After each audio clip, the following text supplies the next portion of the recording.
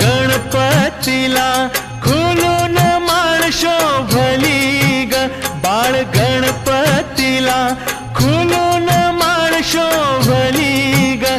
अशी चिकमाळ पाहून गणपती किती हसला ग, चिकमाळ पाहून गणपती किती हसला ग.